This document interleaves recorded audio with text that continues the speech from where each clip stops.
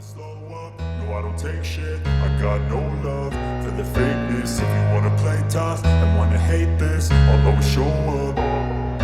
I don't ever slow up, no I don't take shit. I got no love for the fakeness. If you wanna play tough and wanna hate this, I'll always show up and make a statement. I don't ever slow up, no I don't take shit.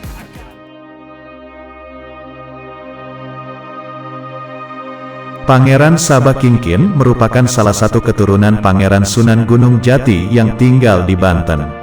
Dikisahkan, Sunan Gunung Jati mengutus salah satu panglima sakti kepercayaannya yaitu Syekh Muhammad Soleh atau Mbah Soleh untuk menjemput putranya untuk pulang ke Cirebon. Mbah Soleh pun melakukan perjalanan dari Cirebon menuju ke Banten untuk mengikuti perintah Sunan Gunung Jati untuk menjemput Pangeran Sabakingkin. Namun sayang, Pangeran Sabakingkin menolak untuk diajak ke Cirebon, dengan alasan akan mendakwahkan Islam di Banten. Pangeran Sabakingkin merupakan nama lain dari Pangeran Hasanuddin, ia adalah putra Sunan Gunung Jati dari Nyi Mas Kawunganten. Dikisahkan, Mbah Soleh adalah murid dari Sunan Ampel, yang diutus untuk menemui Sunan Gunung Jati. Sesampainya di Kesultanan Cirebon, Mbah Soleh diperintahkan oleh Sunan Gunung Jati untuk pergi ke Banten. Mbah Soleh pun berangkat ke Banten untuk menemui Pangeran Sabakingkin dan mengajaknya pulang ke Cirebon.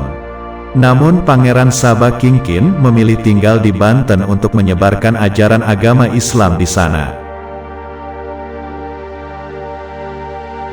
Pangeran Sabakingkin yang tidak mau pulang ke Cirebon membuat Mbah Soleh tinggal di Banten dan ia membuat padepokan di Gunung Santri. Gunung Santri merupakan salah satu bukit dan nama kampung yang ada di Bojonegara, Kabupaten Serang, Banten. Daerah ini berada di sebelah barat pantai utara kota Cilegon. Letak Gunung Santri dikelilingi gugusan gunung-gunung yang memanjang. Di puncak Gunung Santri inilah makam Syekh Muhammad Soleh berada. Pada masa hidupnya, Mbah Soleh mendampingi Pangeran Sabakingkin dalam menyebarkan agama Islam. Karena ketinggian ilmu kesaktian dan ilmu agama yang dimiliki Mbah Soleh, ia diangkat menjadi penasihat Pangeran Sabakingkin.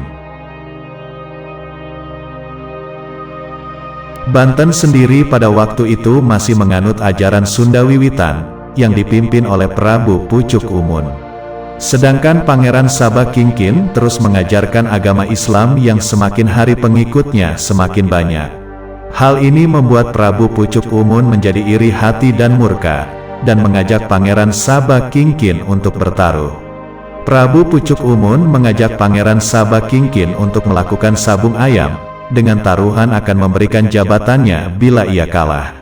Namun bila sebaliknya ayam jago milik Pangeran Sabakingkin yang kalah, maka ia harus berhenti berdakwah.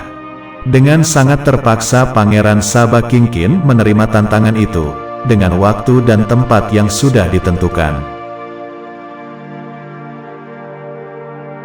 Mendengar hal itu, dengan kesaktiannya Mbah Soleh mengusulkan kalau dirinya akan berubah wujud menjadi seekor ayam jago jawara. Pada hari yang sudah ditentukan, warga Banten pun berkumpul untuk menyaksikan pertarungan sabung ayam tersebut. Prabu Pucuk Umun telah menyiapkan rencana licik, dengan membawa pasukan untuk bersiap menyerang Pangeran Sabakingkin kalau ayam miliknya nanti kalah. Dan benar saja, ayam jago milik Prabu Pucuk Umun pun kalah dari ayam jelmaan Syekh Muhammad Soleh.